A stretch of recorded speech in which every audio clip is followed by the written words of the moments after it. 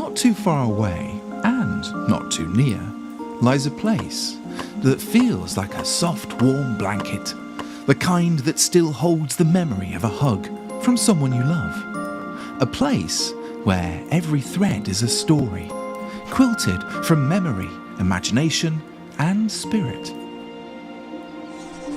This is Threadbare.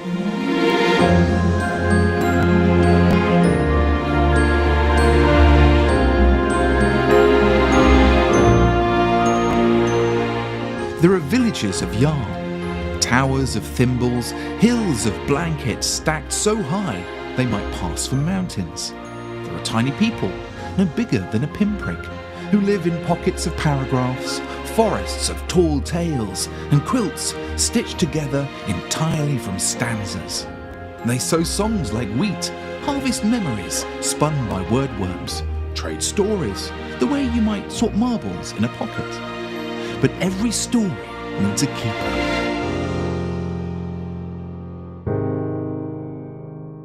You slept in the drawer of an ancient sewing machine, curled amongst the broken needles and frayed spools. You had nothing, not a stitch, not a scrap, not even a button to your name.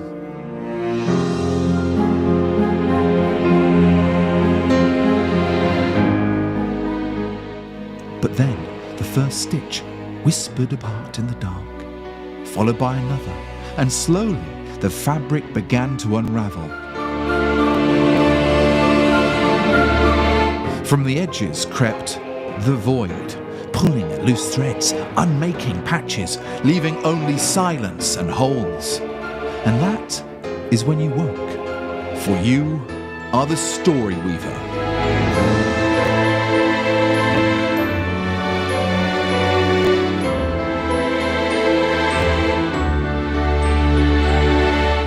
Through story quests, you will gather threads and restore what has been lost, dreams recovered, sorrows faced, worlds rebuilt, one story at a time. Every quest a patch, every story a stitch placed back where it belongs. From the warm hearths of Frey's End to the edges of the void itself, Threadbare is more than a place to explore. It is a living world, open, unfinished and waiting. Built by players who become creators, every quest you see was made by someone like you.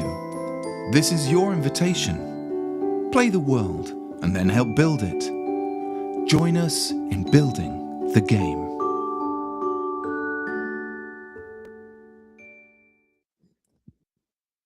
Hi everyone, and welcome to this exciting Loom Lounge with me, Stephen Reid. I am the VP of Learning and the Creative Director of Threadbare at Endless Access. And all of that to say, if you haven't seen me before, this is who I am. If you have, then hi again. This is an exciting one though, because we are setting ourselves a little challenge to create a new series called the Play Matters series. Now, those of you who have followed me in my career previously, you will know that Play Matters is fundamentally one of the arcs of my life and one of the arcs of my career, and it's one of the founding principles of almost everything I do. And so this series, which will be held once a month for the next however many months we choose to do this, is a Play Matters underpinning of everything that we are trying to achieve with Endless Access and in particular Threadbare, but through the lens of why it matters and why play sits at the heart of everything that we are trying to do with all of the work that we're doing, not just the game, but the learning programs, the platforms, the audiences that we work with around the world, every event that we visit that you may have seen us at, including Serious Play most recently, Games for Change, ISTE and others. Play sits at the heart of all of that. And so this idea that play matters, and I'll go into detail in this upcoming presentation, sits very, very strongly as a foundation of that. And so for me, it was not enough to be able to sort of come on here and say, hey, we're making Threadbare, and here's how we're making it, and here's how that could impact your learners or whatever project it is that you're running out. And we're working all over we're working with the UN in various countries. We're working with universities. We're working with schools. We're working with individuals as well who have decided that they want to contribute. And in order for us to be able to consolidate all of that and say to all of those varied audiences, here's why we're doing what we're doing. And by the way, here's how to do it. It was really important that we underpin that with something. And for me personally, it is play matters, and why play is so important for human development and human growth, and human understanding, and all of the wonderful kind of rich experiences that bring humans together, largely rest around play. So it's kind of a continuation of the work that I used to do, and we're going to visit these once a month. So I have a presentation to share with you. Now, this presentation, before we jump to it, this presentation is something that I have rolled out as a keynote at 2 core events around the world. And I just wanted to get it in here and get it on video so that you can see my thinking around this, in terms of where I'm coming from as part of Endless Access. And I have an incredible engine behind me of resources and wonderful, wonderful team of people that do learning and growth and community and technology and platform and engineering and wonderful things. And so, but in my capacity, I wanted to share my thinking. And so I've rolled this presentation out as a keynote, both at Serious Play and also Nice Gate, I think, and have also presented it at a variety of different shows and events. And it really captures all of my thinking around why play matters. So yeah, without further ado, let's talk you through that. All right. So I've made my introductions, so we can just skip this slide. I think I'm in control of that. Ooh. So extra to that presentation, I want to talk a bit about, I think it's fair to show you and talk to you about some of the things that I've done before becoming what I have become and what you might know me as. And many of you will not know that I was a pilot, and I have many, many, many hours of flying under my belt, and I am able to fly a variety of different aircraft around the world. And I was a pilot for a long, long time before I decided to do this, and actually still indulge in being a pilot. I was also a trucker. I spent some time trucking around Europe and delivering freight to various places around Europe, and spent a number of years on the road doing that. And then I actually decided to buy a farm, a small farm. This is actually a picture of me in a combine harvester, managing one of my fields in Scotland. And that was a tough call. That was a tough few years of running a farm. And then I decided to go into, it was kind of a side business, to be honest, but I went into turning houses, flipping houses, if you like, and I went into business of fixing houses up so I could take ridiculous kitchens like this and turn them into, well, bathrooms. Now you can have a bath in your kitchen, and flipping those properties. And so I spent a number of years really focused on that. And then another thing people don't know about me is a kind of a thread that went through all of that is that I was a footballer, almost professional. I was a semi-professional footballer and scored a great number of goals across a variety of different matches that were for a team that I will not mention, for heats for Scotland, playing for Scotland. You never know. I could have been in the World Cup, I could have been in the World Cup and gone to Boston and this year and maybe even scored some goals. And then actually, ultimately, on top of all of that, people don't realize that I bought and still own a zoo in South Africa. And I manage the zoo and have done for years. I manage all aspects of it. I kind of oversee the zoo. And I'm proud to say that if it wasn't for that zoo, many of the creatures that you see here on here may not have survived. And I wouldn't say I am single-handedly saving the Goliath beetle or the mandrill or the Nyala, for example, but I am doing my bit by having conservation efforts extended through my zoo and learning about these creatures, have a huge education base in the zoo for people to visit, thousands of visitors every year, and learn about these creatures and their conservation needs across all of their different habitats. So that's been really exciting and a lot of hard work. And then I decided real animals weren't enough. And so I just made a time machine, right? And I went back in time and I went to the dinosaur times, if there's such a thing as dinosaur times. I went there, and this is me and some friends that I took with me trying to catch T-Rex, and Vinny didn't make it. So R.I.P. Vinny. And then, of course, it wouldn't be a time machine without going back to the ancient Egyptians. And I went back and traveled to the Sphinx when it was still being made, and the ancient Egyptian pyramids and all kinds of wonderful things back then, and then got in a lot of trouble, had to get out of there quick, and so immediately went to ancient Greece, where I fared a little better, got myself a horse and a helmet and a sword. This is a picture taken of me on an iPhone, and looking out over one of the cities in ancient Greece, very, very early Athens, I believe that was at the time, and had an absolute ball. But again, ran into some trouble, bit of debt, and instead went off to the Vikings times, and I became a Viking for some time and played some dice, and yeah, bit crazy. And then came forward and thought, what would it have been like to fight against the English alongside William Wallace? And so I did it. That's a drone shot of me fighting alongside the Scottish there, which I'm very, very proud to say that I did. And then, of course, who would have a time machine and not become a pirate? So I did that. I became a pirate. I spent years at sea, and it was amazing. But then, of course, I realized that somewhere in another timeline, I could go to America and I could cross America on horseback, and I could live in a house like this. But then I got called to war. You know, war came and it caught up with all of us, and that's me on the right.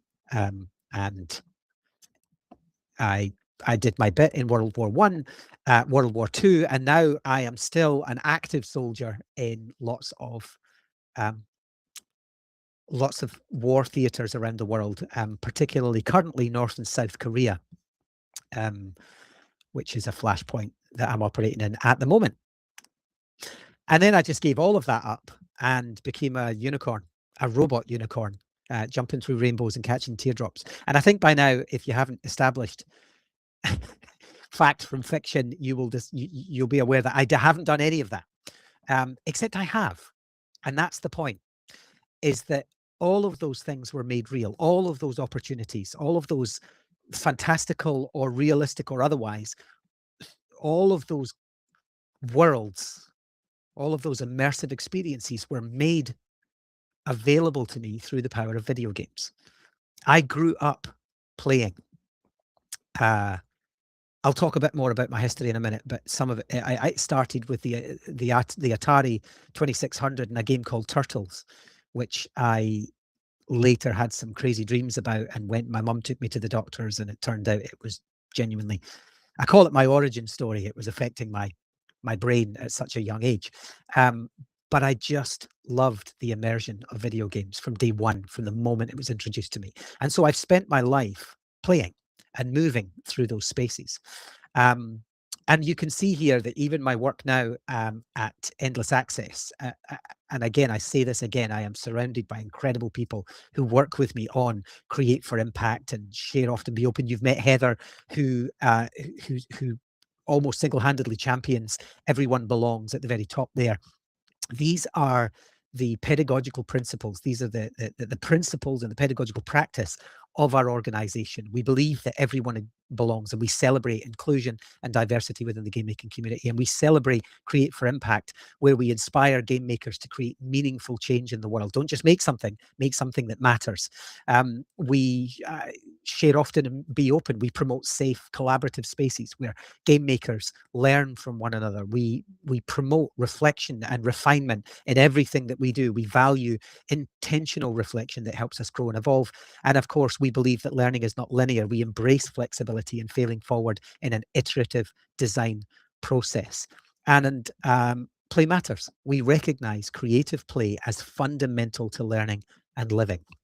And I always have, just as a non-digital example for a moment, some of you may remember HeroQuest. This is the original picture of the advert for HeroQuest. It was a Dungeons and Dragons tabletop pre-set up thing where you got skeletons and orcs and goblins and zombies and fimmers, if anybody remembers the fimmer, and you played on a dungeon board which was made of cardboard and had these little flimsy cardboard doors, and then the dungeon master led the elf, the barbarian, the dwarf and the wizard through these treacherous dungeons. I first got my hands on that game when I was 12, maybe 11 or 12, and I played it with my best mate Vinny, who died to the T-Rex. And we are still playing it. This is us this summer, where we actually, it was earlier this year. It was earlier than summer, where we are faithfully recreating the board using clay and making each of the tiles hand by hand with clay.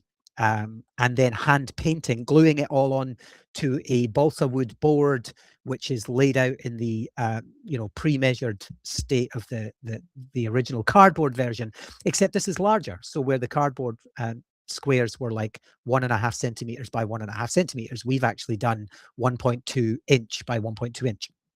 And so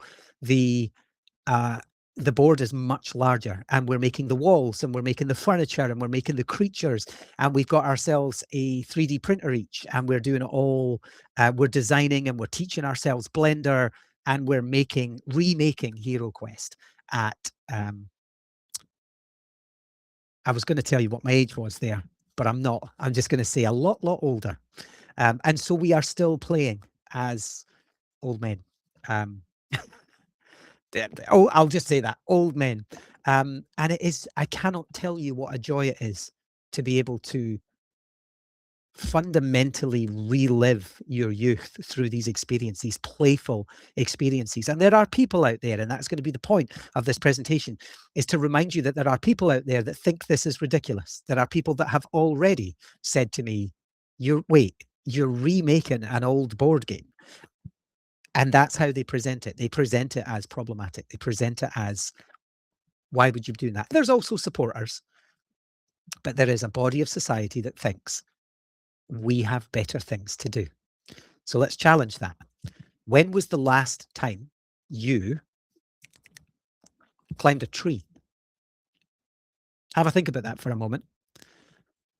This is a tree that exists in a small town, in a park, in a small town called Perth in Scotland. It is opposite the house that I used to live on. I lived on the right, and this park is actually a historical park where the Battle of the Clans took place, and many Scots came and gathered at the park, and there was a huge battle.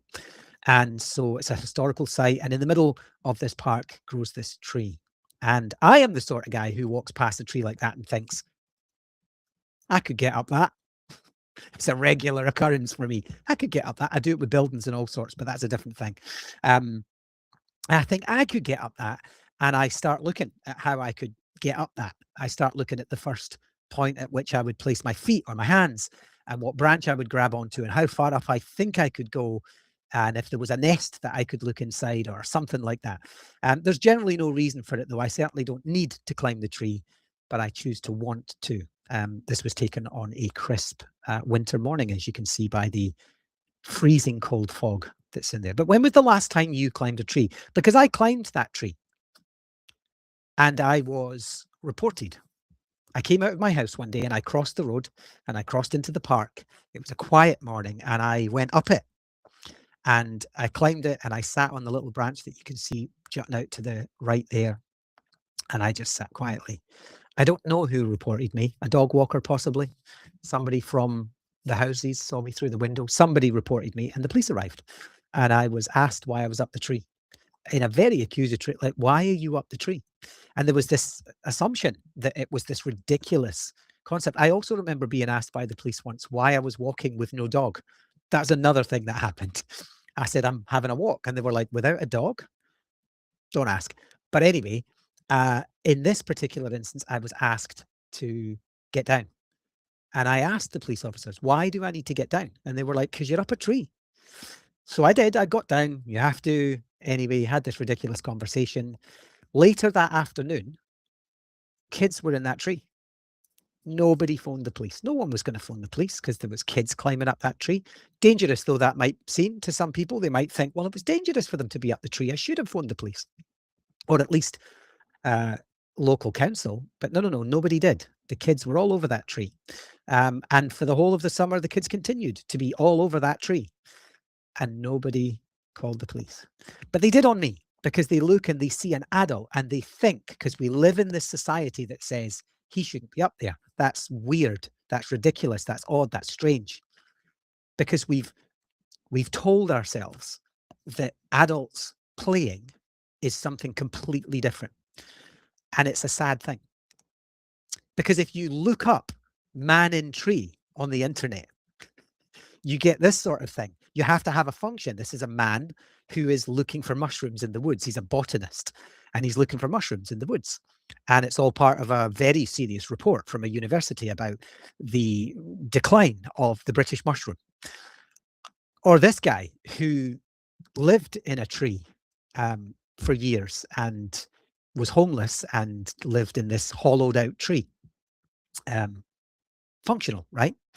Or these people who have chainsaws and go up trees and measure the girth of trees. And I don't know what the guy in the middle's doing, but he's just having a wee pose in a tree. You could say, well, at least he got up there, but I don't think it was for fun. I think it was to pose. Maybe I could be wrong, but it's certainly not playful by the looks of it. And women in trees, woman in tree, and you get this woman who bizarrely has a violin, because that's where to play the violin. And good for her. It's an attempt, but I think it's more for social media or some sort of advertising campaign. And then this woman who actually married a tree in Eastern Europe, genuinely married the tree. And enough said about that. And then this one, I don't even know what that is. Part of an art project, something like that. But there she is. But here's the thing. If you ask for children in trees, this is what you get. The same thing. You get them hanging upside down and pretending to jump down and pretending to be frogs and hanging out in groups and hanging upside down again, and tree swings, and it's okay for them to do that. And it's not just trees. Here's the thing. It's cardboard boxes and leaves and puddles and balls. This is an old picture of football being played in a street in Glasgow in Scotland. Look at them. They've barely got the right shoes on. They've got we called them gym shoes, plimsolls or pumps, and they're running around there in the back streets of Glasgow playing football, just randomly in the street. Here is another old photograph of kids playing Kirby. Kirby, for those of you who are not in the UK, this may or may not be something, but you basically stood in the middle of the road and you had to throw the ball and bounce it off the curb, the edged curb. And if it fell too early, of course, the person opposite could catch it. If it fell too late, they could catch it. But if it hit the curb, it would bounce back at an angle. And if you caught the ball, you collected points. So you got 1 point if it bounced and you didn't catch it. You got 5 points if it bounced and you did catch it. But the minute that you failed, you swapped and you just had to build up these things. Kirby was played all summer, every summer, 4 years. And I loved Kirby. I haven't played Kirby since I was early high school, maybe even earlier. And I don't see anyone playing Kirby now. I mean, not least of all because in the UK you can barely find a curb to do it on. because of the cars. But then if you do, you're told not to be in the road, and people will shoo you away from throwing balls around houses, because all over the UK, while simultaneously these games are disappearing. Oh, and by the way, sorry, I forgot about the slide. I added this. In places, this is modern, this is a modern picture, in places where there are no curbs, because we're designing, and we'll talk about more about this in a moment, but we're designing spaces to be anti-child friendly. We've created Kirby kits. So you can't just go out in the street and play Kirby without buying a Kirby kit, some sort of plastic manufactured system for doing it. And this is one of the problems, which I'll talk more about in a second, because simultaneously while this is happening, all over the UK, we have these signs, these no ball games signs at Middlesbrough Borough Council all over the place, because heaven forbid that a child wants to go outside and play, particularly with a ball, a place where there's this big wall, there's this big open space, and there's this big wall, and you could kick the ball against it. But we can't have that, so we put no ball game signs up. Or worse, we put these up: strictly no ball games, roller boots, skateboards, or cycling, because just don't. And also, no children playing, in big red letters. All children's games are strictly forbidden anywhere on this housing complex. Kids live in the house, but they're not allowed to go outside and play. And then we wonder why kids aren't outside and playing anymore. And we wonder why adults don't play anymore, including this one. This is actually in a small town in Scotland, in North Queensferry. It's on the side of a church, a little tiny wooden church, which has, by the way, lawns on all four sides. Big lawns, like perfectly manicured lawns. And it says no games on church grounds. Not just ball games, any games. Like, could you play chess on the lawn? Would that be against the rules of the church? I don't know. I might test it and then film it and see what happens. But another sad indictment, so much so that Banksy is famous for putting this painting out. What are the kids going to play with then? Like, so what, you want them just to play with the no ball game signs? I think it's a beautiful picture and a great message from Banksy there. Because here's some of the things that we do in cities. We actually go out of our way with taxpayers' money to make them anti-child. If you don't recognize what these things are, these are found in Edinburgh and all over. I've seen them in all sorts of countries, which the next slide will prove. And they are anti-skating devices. On this little bench here, this little marble, hard stone or marble bench in the middle of the street. Here's the irony though. People say, well, quite right, because the skateboarders will just get up there on their skateboards and they'll grind it and they'll make a noise and they'll make a mess. But you're allowed to sit on that. You're allowed to stand on that. You're allowed to eat on it. You're allowed to spill your coffee on it and walk away. You're allowed to leave your food there and not put it in the bin. I mean, technically you're not, but people do. This gets bird poop on it. It gets dog poop on it. It gets cat poop on it. It gets it's weathered, it's beaten, but not by children. Not skateboarding, not with footballs. You're not allowed. And so here's another one. We've actually gone out of our way. You would think that was an art installation, but it's not. It's an anti-grinding measure, which has been painstakingly turned into an art installation so that it's more accessible and more aesthetic to the public. So not only do we not want skateboarders and BMXers and rollerbladers playing in our city spaces, we actually disguise that fact at taxpayers' expense by turning them into art pieces. Here's another one. There's a wallet there. There's a Canadian maple leaf, and there's other ones around that body of water, because we don't want children to play. Instead, we take them out of the city and we segregate them in set concrete holes. And we say to them, okay, you want a skateboard, you want a scooter, you want a BMX, you want a rollerblade, you're going to do it here. And we're going to just make this big, faceless, colorless space out of the way, where the noise can be out the way and the danger can be out of the way, and the risk taking can be yours alone, and we'll put it out there and you can get on with it. But it's not integrated. It's not in our cities. And then we wonder why local reports from local newspapers. Local officials often have a short-term interest in designing cities for high-spending adults, not families. Childless cities present a new urban challenge across the world. These are all headlines in newspapers, by the way. Why cities are becoming theme parks of childless affluence. Cities are becoming child-free zones. And that is all over certainly the Northern Hemisphere, Western democratic world. Cities are becoming child-free zones. And then we wonder why families can't live in them. Families can't afford to live in Edinburgh, and there's no reason for them to do so anyway, because there's nowhere for their children to go. And then we wonder why crime rates go up. And when you talk to the kids about crime rates, they almost unilaterally, in any country in the world, they say, well, there's nothing for us to do. Right. So where do we find the kids? And this is the interesting part. Where do we find them? We find them in video games. The Legend of Zelda, Tears of the Kingdom. I was not impressed with this game, incidentally. I called it Legend of Zelda Bored to Tears of the Kingdom. But it sold 10 million copies. It had $700 million put into it in just 3 days on one platform. 10 million people thought, I'll have a go at that. And a huge percentage of those are kids on the Nintendo platform.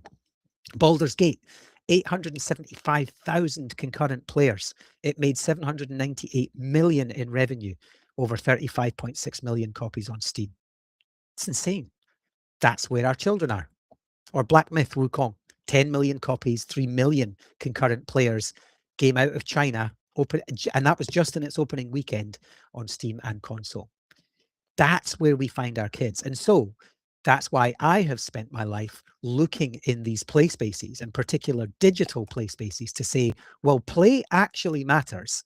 How can we take that play and make it matter more in places like education? And so a career ultimately dedicated to game-based learning. And what does that look like? That looks like this. Some of you may remember, and apologies for the quality of some of these images and slides. These are old games, but you may remember Command and Conquer Red Alert. It was the first game that I ever taught learners with when I was in a position to do so, because I had to teach the flow of the history of and geography of the flow of World War II. And I was working with some kids that couldn't tell the difference between Britain and France on a blank map. And so that's what I did. I put a blank map on the wall.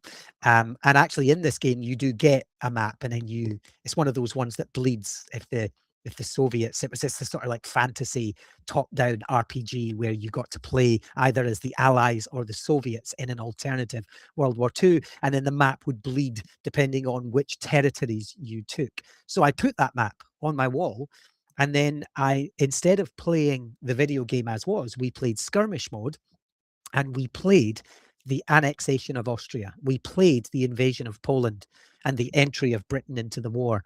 We played the Soviet campaign. We played the rise and fall of Mussolini's Italy, for example. We were able to pinpoint and play World War II to the point where at the end of that process, the kids were able to say, not just this is what happened, but when it happened, where it happened, right down to on a blank map. They could draw the Danube River. They could show me where Trieste or Bratislava was, not just London or Paris or Berlin. Fantastic success. And so I was asked to do more of that. And so I did, but this time I did it with Tomb Raider. And I said, well, what if we followed Lara Croft around the world? 1996, this came out. What if we could follow Lara Croft when she goes to ancient Greece?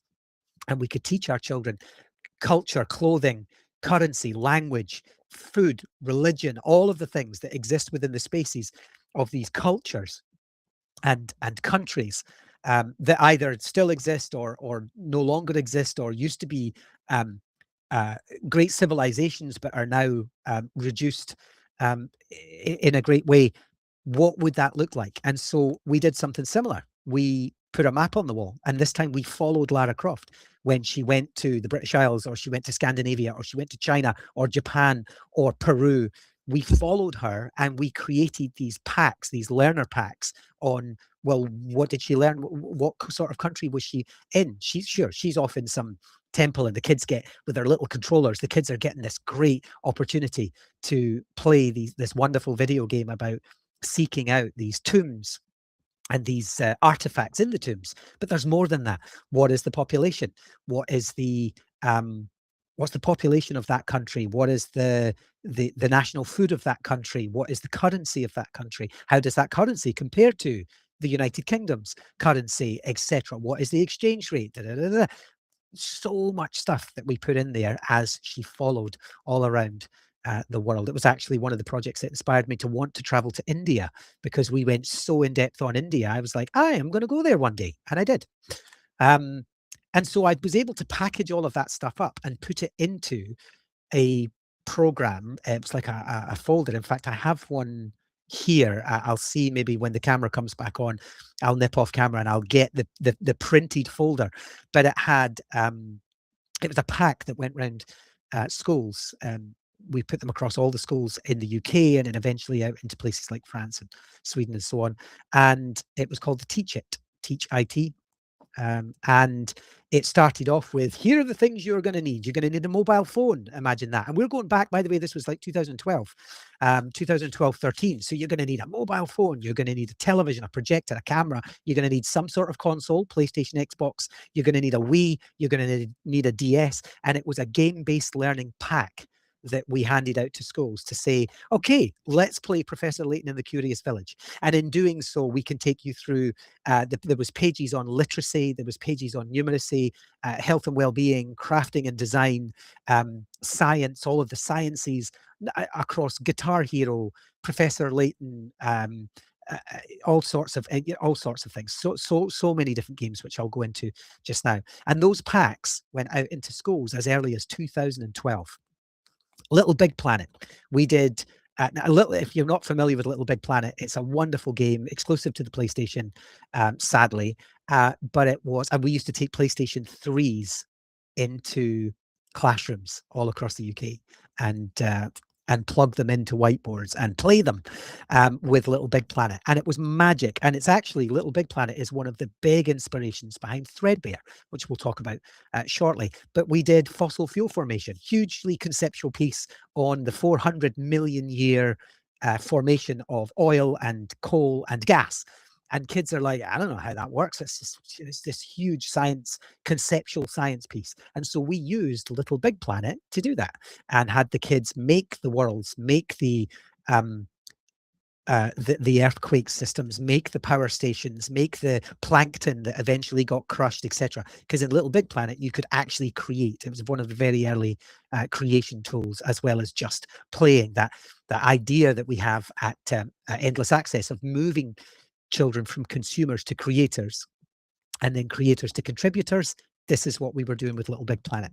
And then we have Age of Empires, and the Age of Empires, and also Age of Mythology, and being able to move the kids through this. Except not only were we able to play the campaigns, if you're not familiar with this, it's a wonderful series from Microsoft where you are able to move through historical campaigns and control units and go hunting, and you follow all of the great campaigns of like Joan of Arc, etc., William Wallace, Middle Eastern campaigns, and so on.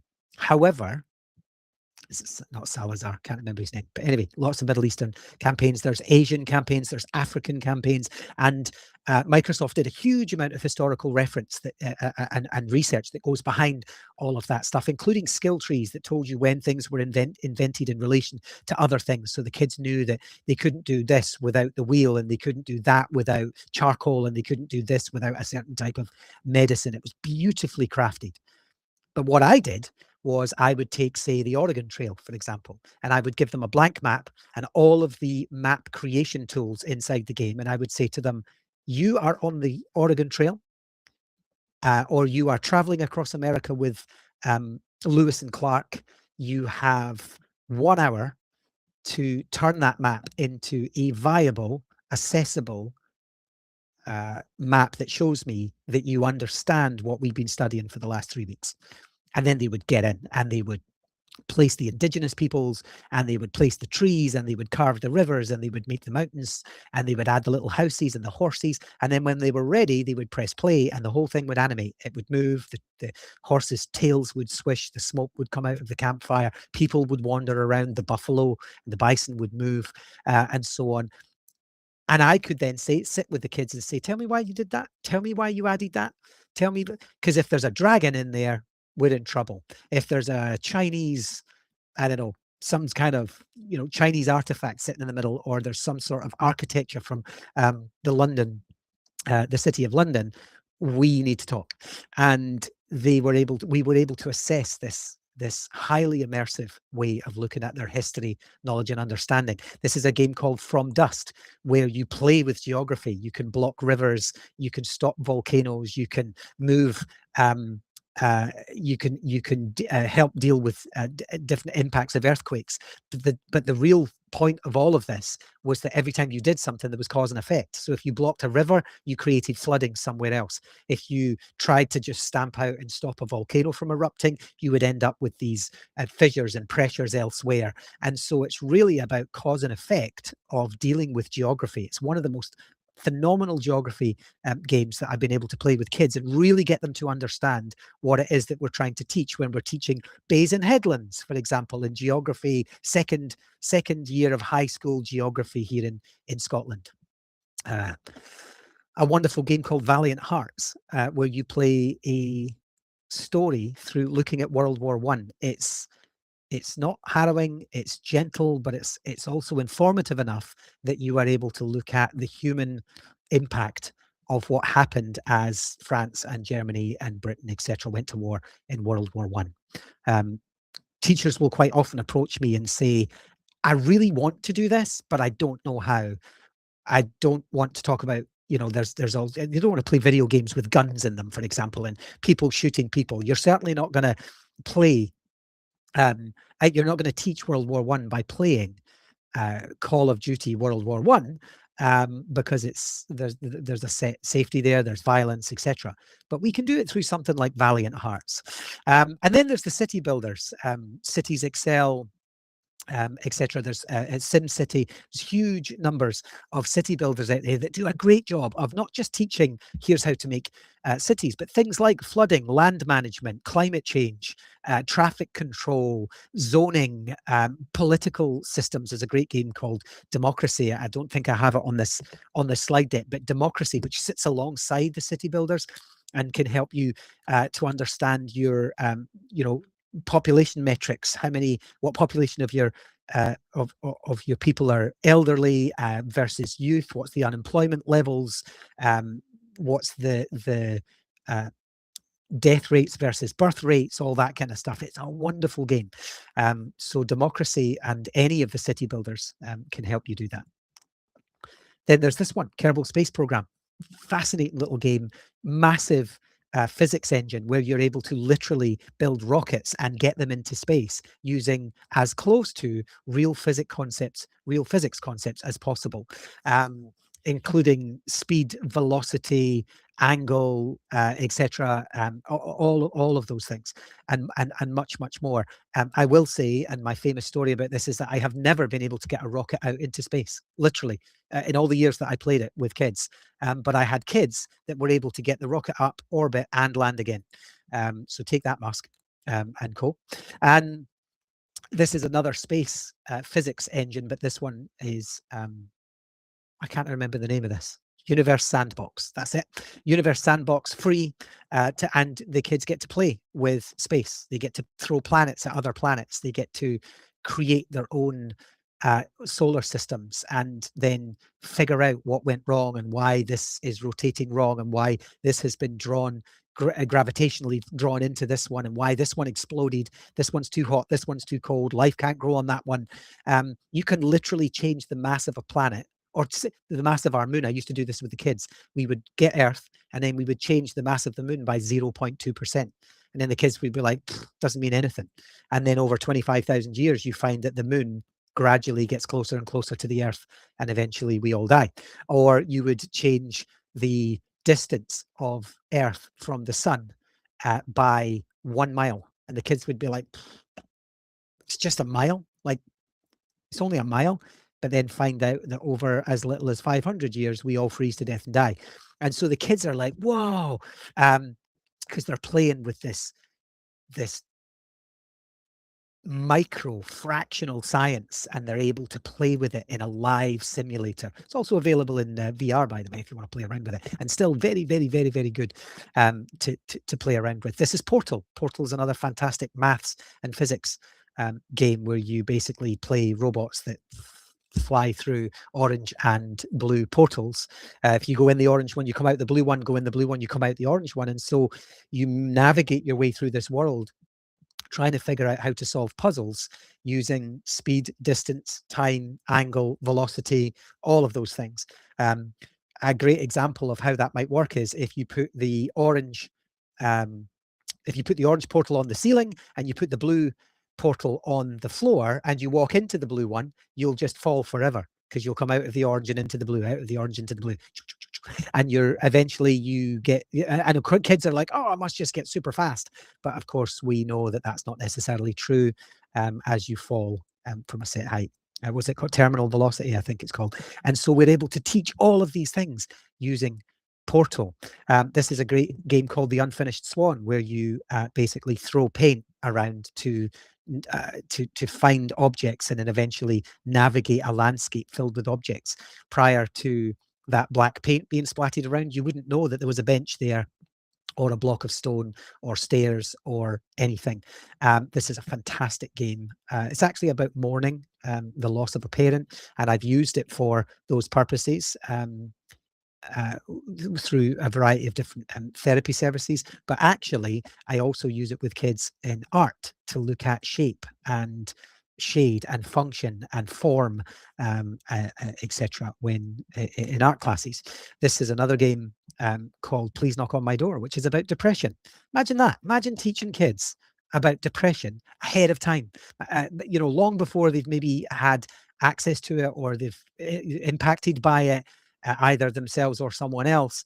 Imagine being able to say, hey, some people struggle and we need to explore this and look at this. And of course there's ages and stages that you would do this with, but I've done it with Please Knock on My Door, which is about someone who is depressed and doesn't really leave the house, and you play that person. Never Alone, wonderful game by Eline Studios, who are connected to Endless Access that we work with, and it's extremely fulfilling relationship. But Never Alone is an award-winning game about cultural representation, cultural storytelling, and a sense of belonging, in this case for Inuit populations, but a story that can be retold across any Indigenous population in the world.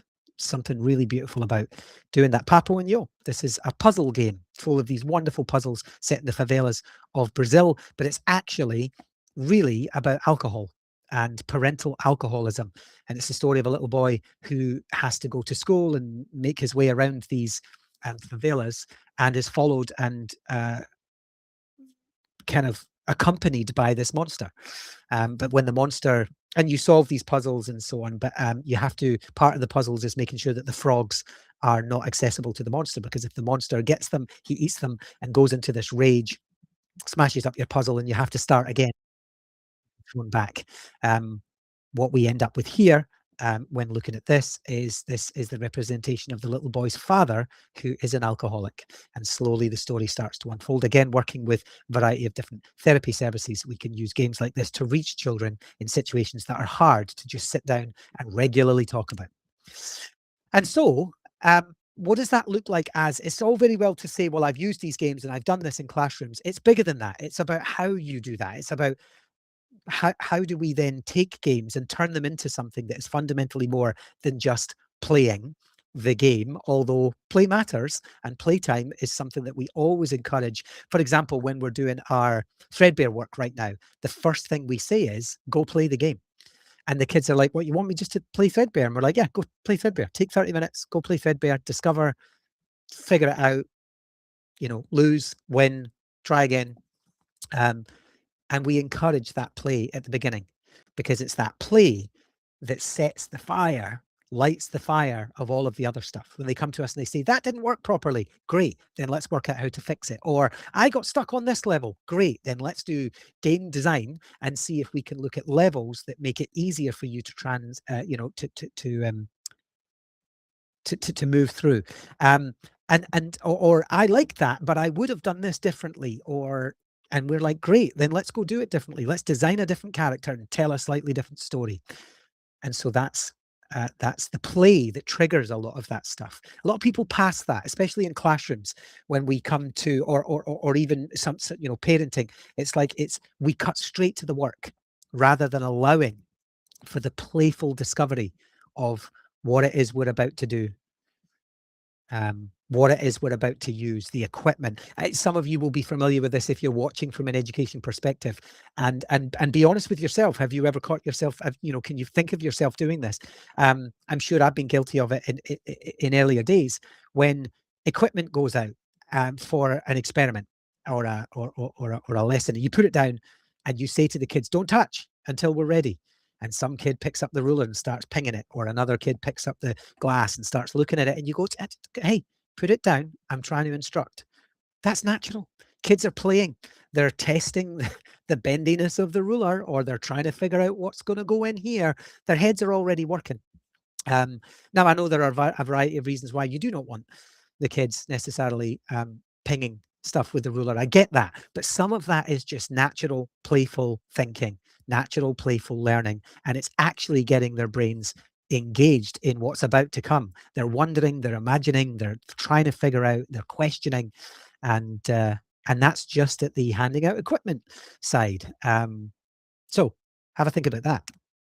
And so a couple of examples of things that I've done while working in America that cross that boundary of playful learning, play and learning. This is an example of an event that we used to host with Lego, actually, and a variety of different other partners. And we would bring 9 million pieces of Lego, like no exaggeration. It was just tubs and tubs and tubs and tubs and tubs, 9 million pieces of Lego, throw them into piles and then chuck the kids in without shoes. I'm joking, but we would put them in there and say, go build. And for the first part of that exercise, just as I said with the equipment piece, it was go play. And they'd be like, make what? And I'd be like, anything, just go play. And they did. They just dived in, no questions asked, absolutely played.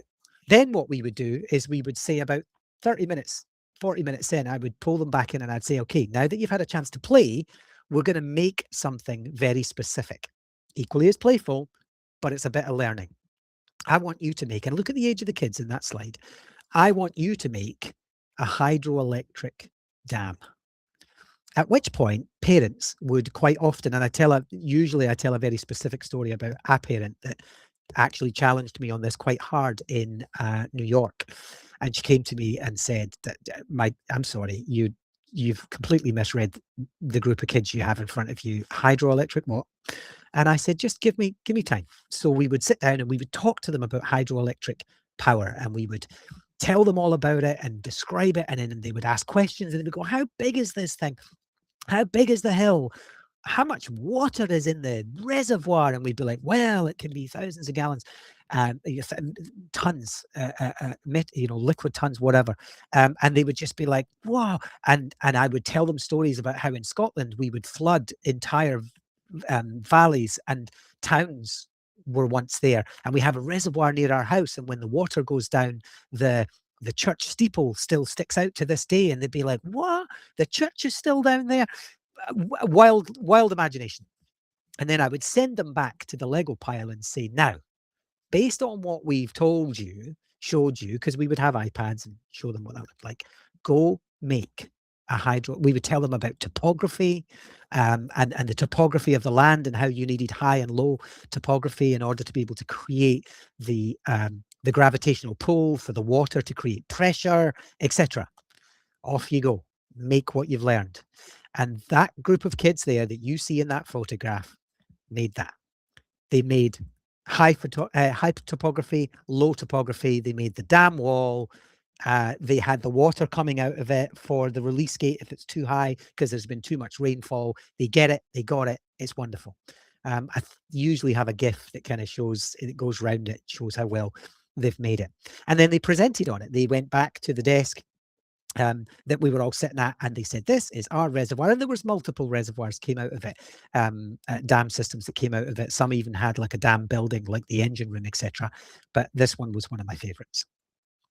Then the next day, when they come back to the event, because it's a 2-day event, we put them on devices, we give them Minecraft, and we tell them to go build it. We have these toy box models, and we say, go off and build it.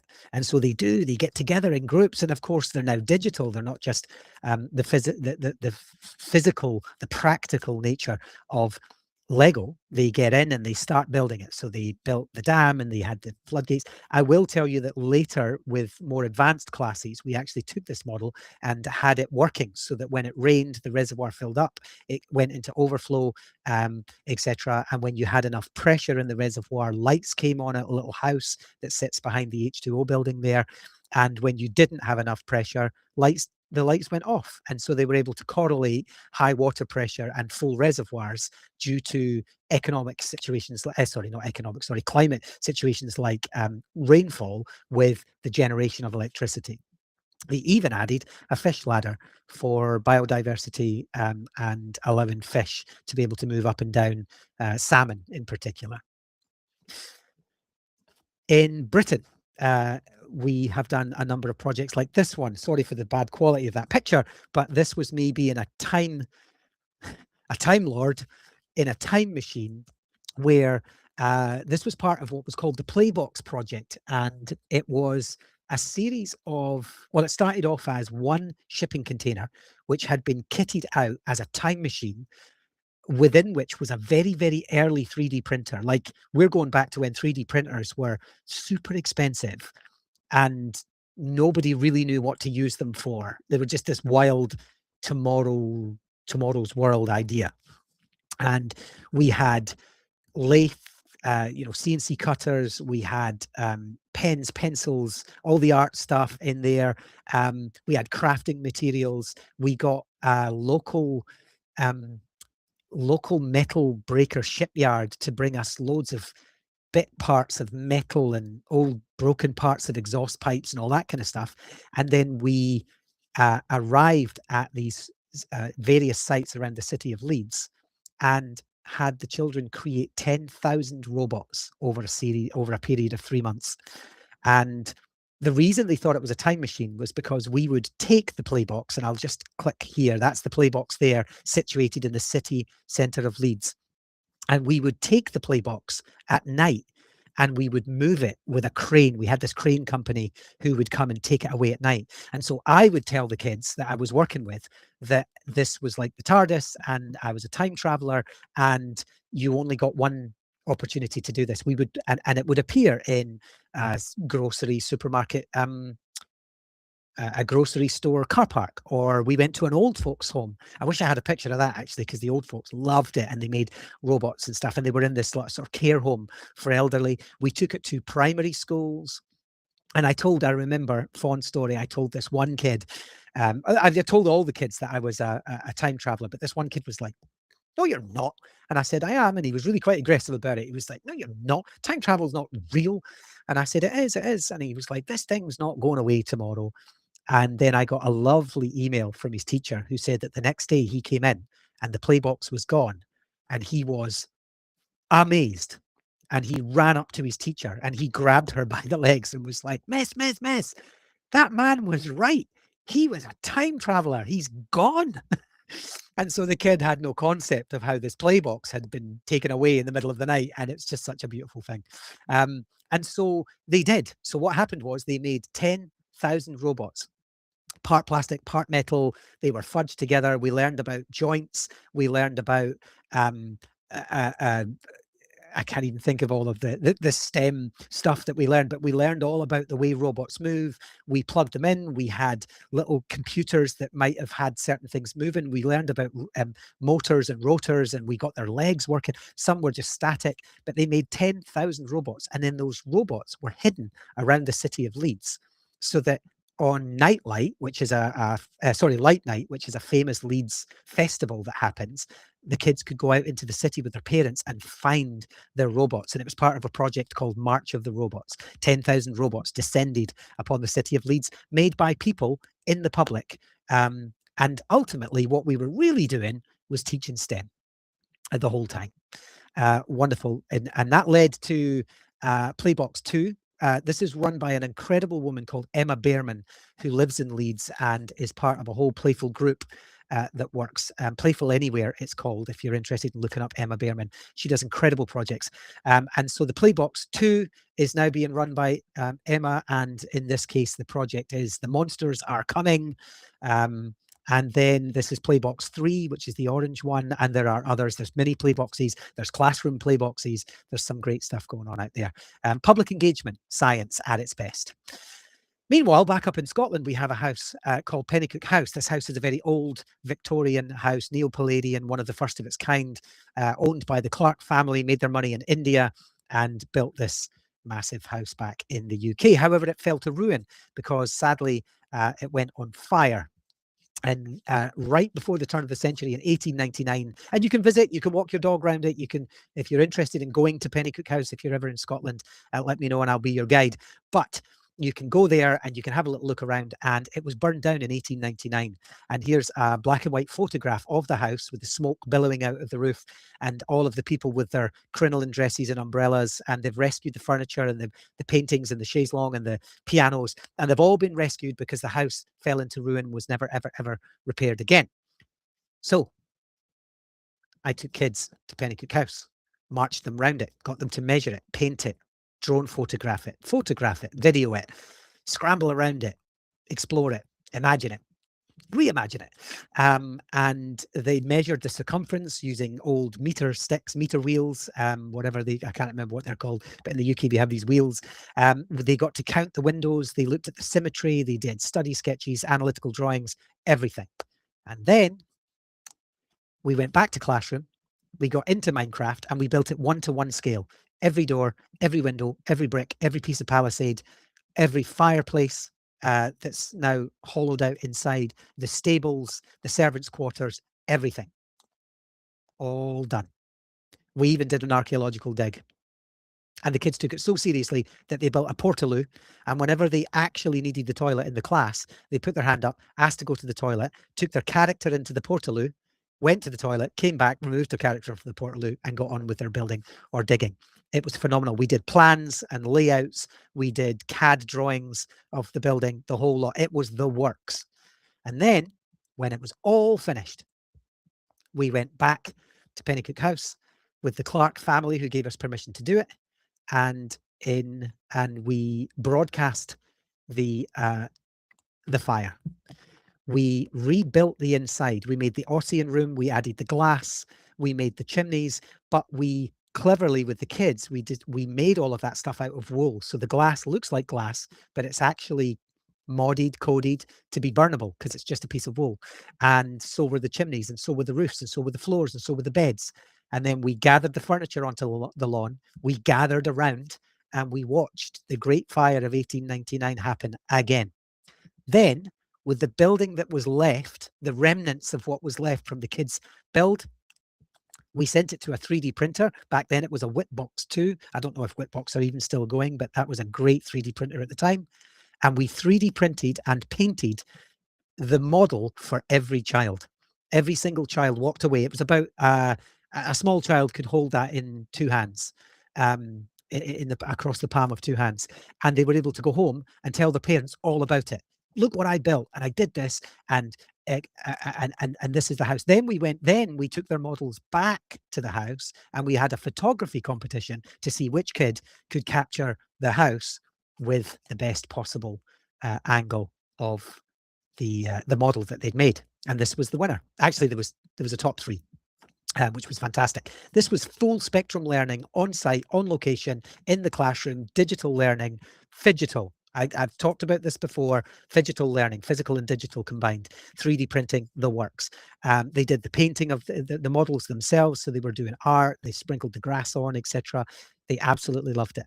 Full spectrum learning, playful, critically, but also learning.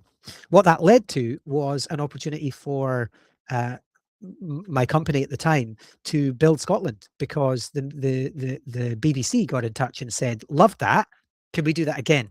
And we did a project called Build It Scotland, which meant actually building the entire country, 1 to 17,000 scale, and then having the kids build their local built environment, their favourite heritage buildings, etc. And we did that we built St Kilda, Winford Barracks, Watling Lodge, Pennycook House. You can see there the National Mining Museum of Scotland, which is now a huge, it sits on top of a real colliery, and it's an incredible building. The Scottish Fisheries Museum, where up in Fife, where a pirate ship had once fired a cannon at the town of Anstruther, and the cannonball had gone into a woman's house, through the wall and into a woman's house, way back in the 1800s. Early 1800s. And so we rebuilt her house with the ship and the cannonball, built the whole thing. Morden Fort, which is an Iron Age fort, Perth Castle from the 1100s, which was sadly washed away and flooded when the River Tay flooded back then. And also Athol Palace, which was a Victorian hotel, which was eventually turned into a school for children in London during World War II. All these lush, wonderful, beautiful stories to tell. And the kids were able to learn all of that stuff through building those things into the BBC Build It Scotland project, and also the Crafting the Past. That's now available from the National Museum of Scotland under craftingthepast.co.uk. The BBC then offered to 3D print some of the best buildings and have the kids come to the BBC Centre. Think about that for a second, like kids getting invited to the BBC offices to show the people at the BBC and have filmed by the people of the BBC what they had built, why they had built it, etc. So there's Paisley Abbey being put down there by one of the kids. What a great honour it was for those kids, and for us actually to work with those kids to be able to do that, which might otherwise either never have transpired or transpired as a worksheet. Let's think about that as well. And then finally, down in South Africa, there are people living in huts like this. There are people living in these huts where they have to piece them together and build them and protect their windows and lock their doors and figure out how to keep the rain out, etc. And so I had this wild idea with some amazing people down in South Africa. What if we took them a 3D printer, an XYZ 3D printer? This is a Spanish model. Again, I don't think they're around anymore, or if they are, good for them. And this is a little boy in South Africa called Joseph Mary, who is looking inside that 3D printer. Imagine telling a child in South Africa who has no shoes on their feet that this can print anything they want, anything in the world.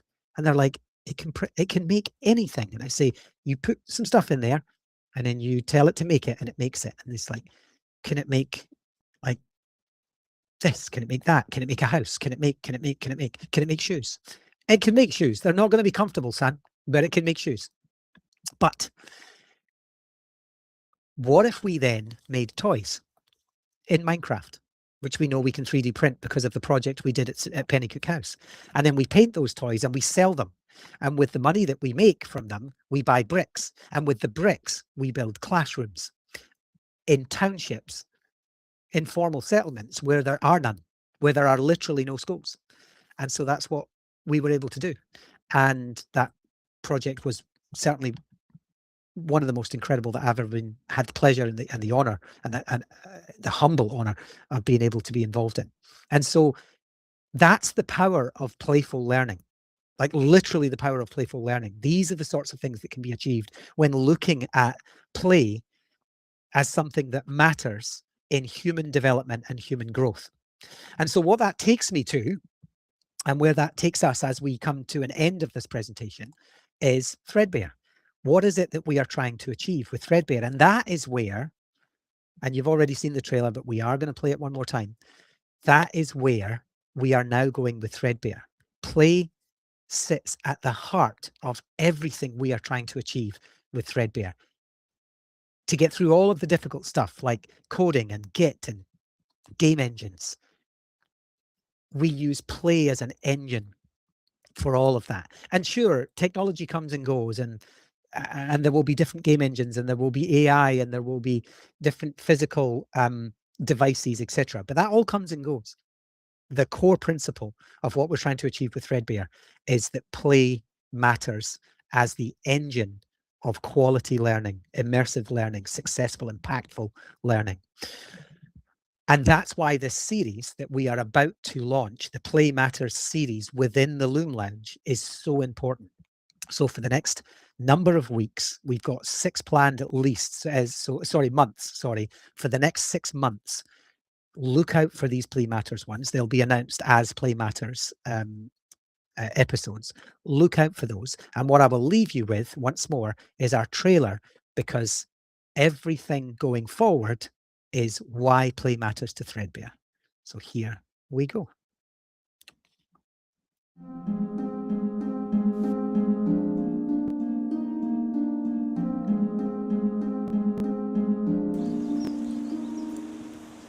Not too far away, and not too near, lies a place that feels like a soft, warm blanket, the kind that still holds the memory of a hug from someone you love.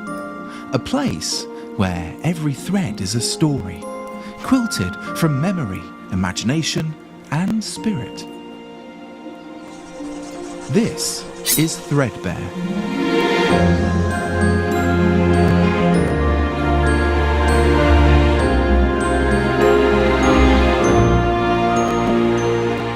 There are villages of yarn, towers of thimbles, hills of blankets stacked so high they might pass for mountains. There are tiny people, no bigger than a pinprick, who live in pockets of paragraphs, forests of tall tales, and quilts stitched together entirely from stanzas. They sow songs like wheat, harvest memories spun by wordworms, trade stories, the way you might sort marbles in a pocket. But every story needs a keeper.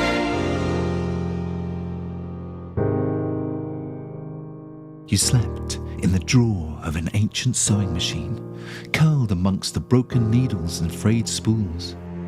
You had nothing, not a stitch, not a scrap, not even a button to your name.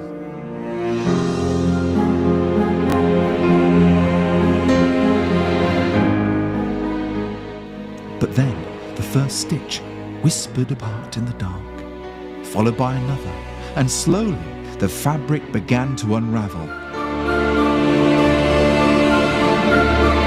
From the edges crept the void, pulling at loose threads, unmaking patches, leaving only silence and holes. And that is when you woke, for you are the story weaver.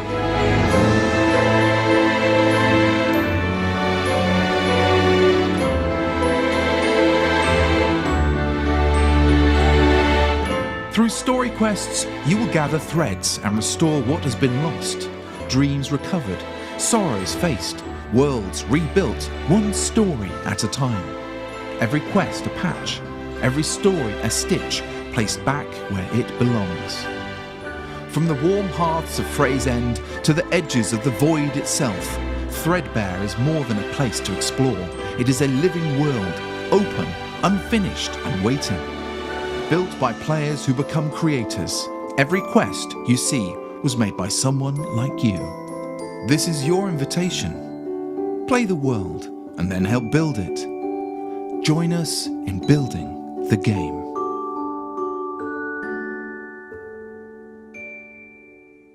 I am going to stop sharing there and come back to you. Thank you so much for watching. It's everything about what we are trying to do and achieve is about play. I have lived my life and my career looking at why play matters and trying to prove to people that play matters across all aspects of our life. And so I'm going to encourage my audience, whoever's watching, first of all, go play our game, go play Threadbare, play.threadbare.game. That is open to you. It is free. Go do it. Have a little fun. And if you're the sort of person that's watching this thinking, I've never really thought about like playing video games, this is a great place to start.